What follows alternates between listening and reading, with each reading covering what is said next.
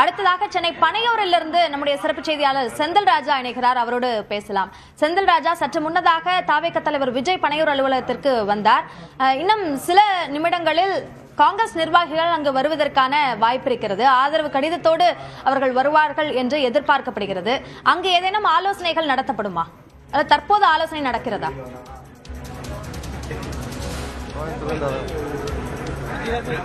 அபிநயா, தமிழக வெற்றி கழகத்துடைய தலைவர் விஜய் இங்கு பனையூர் அலுவலகம் வந்து காத்து கொண்டிருக்கிறார். அதாவது ஒரு 10 நிமிடங்களுக்கு முன்பு அவர் பனையூர் அலுவலகம் வந்துவிட்டார்.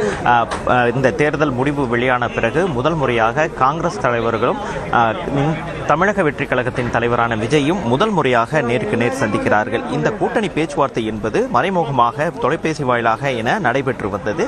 இந்த நிலையில்தான் அந்த கூட்டணி உறுதியான பிறகு, அந்த அதிகாரப்பூர்வ அறிவிப்பு வெளியிட்ட பிறகு இரு கட்சி தலைவர்களும் ஒரு இடத்தில் சந்திக்கிறார்கள். அந்த சந்திப்பு என்பது பனையூர் அலுவலகத்தில் நடைபெற இருக்கிறது.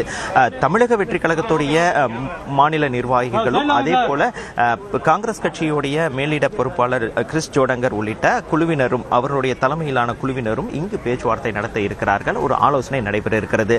முதற்கட்டமாக அனைத்து பேச்சுவார்த்தையும் நடைபெற்றுதான் கூட்டணி அதிகாரப்பூர்வமாக அறிவிக்கப்பட்டிருக்கிறது. இருந்தாலும் இரு கட்சி தலைவர்களும் முதல் முறையாக சந்திக்க நிலையில் இங்கு ஒரு ஆலோசனை வந்து நடைபெற இருக்கிறது. அதற்கு பிறகு இங்கிருந்து ஆளுநரை சந்திக்க இரு கட்சி தலைவர்களும் செல்வார்கள் என்ற எதிர்பார்ப்பு இருக்கிறது. ஏற்கனவே சில நிபந்தனைகளுடன் தான் இந்த கூட்டணி என்பது அறிவிக்கப்பட்டிருக்கிறது. அதை வந்து தமிழக வெற்றி கழகமும் முழு ஆதரவு அளித்து அதற்கான ஒப்புதல் கொடுத்த பிறகுதான் இந்த கூட்டணி என்பது உறுதியாகி இருக்கிறது. அந்த பேச்சுவார்த்தை இறுதியில் எடுக்கப்பட்ட முடிவுகள் குறித்தும் இங்கு வந்து ஒரு முறை ஒரு ஆலோசனை வந்து நடைபெறும். ஏனென்றால் விஜயை காங்கிரஸ் கட்சியுடைய தலைவர்கள் முதல் முறையாக இங்கு சந்திக்கிறார்கள். எனவே அங்கு ஒரு ஆலோசனை கூட்டம் என்பது நடைபெறுகிறது. அபிநயா, செந்தில் ராஜா, தொடர்ந்து அடுத்தடுத்த விவரங்களை நாம் பேசலாம். அதற்கு முன்பாக ஒரு சிறிய இடைவெளி.